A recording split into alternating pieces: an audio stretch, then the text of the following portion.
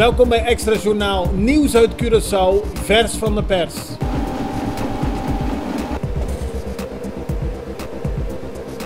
En dit is het nieuws van vandaag. Vandaag wordt de eerste aanvoer verwacht op luchthaven Hato van de Amerikaanse hulporganisatie USAID. De hulp is bedoeld voor de bevolking van Venezuela. Curaçao heeft hierover vorige maand een akkoord met Amerika gesloten. De afgelopen weken is alles in paraatheid gebracht om de hulp te kunnen ontvangen en op te kunnen slaan. Dat vertelde de minister van Buitenlandse Zaken Stef Blok gisteren in Den Haag. Tot nu toe weigert president Maduro om hulp vanuit Amerika toe te laten. Zolang er geen toestemming is, zal de hulp op Curaçao blijven.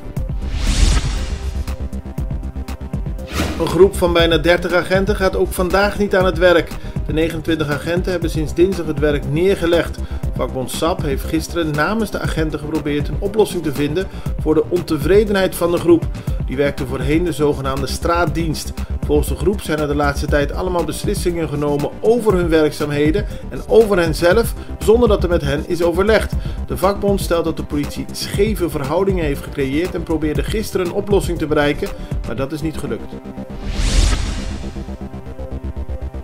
Er is gisteren bij Minimarket Wassang in Hanenberg een enorme hoeveelheid drank in beslag genomen.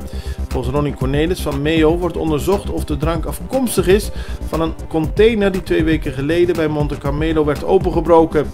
Cornelis stelde gisteren dat de eigenaren van Wassang niet de juiste papieren konden overhandigen over de aanschaf van de drank. Tot die tijd is de drank in beslag genomen en is de zaak verder in onderzoek.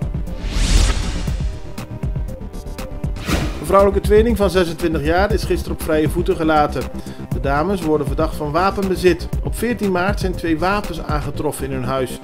Volgens advocaten Everett Wilsoe en Athena Silveran, die de 2 dames verdedigen, kan echter niet worden bewezen dat de wapens daadwerkelijk van de dames zijn. In afwachting van het onderzoek mogen ze nu vrij rondlopen, maar ze moeten zich wel melden als de zaak weer verder behandeld wordt.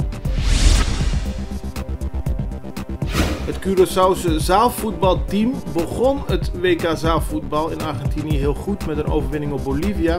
Maar gisteren moesten ze hun meerdere erkennen in Marokko.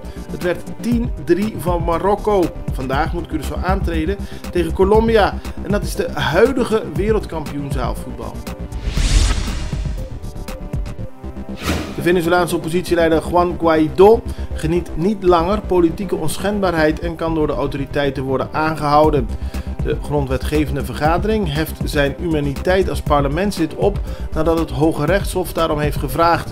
Dat heeft de voorzitter van de grondwetgevende vergadering bekendgemaakt. Zowel de rechterlijke macht als de grondwetgevende vergadering staan nog steeds achter president Nicolás Maduro. De Verenigde Staten hebben Maduro meerdere malen gedreigd met harde maatregelen als Guaidó wordt gearresteerd of iets wordt aangedaan. Dit was Extra Journaal met nieuws uit Curaçao in het Nederlands elke doordeweekse dag. Tot de volgende keer.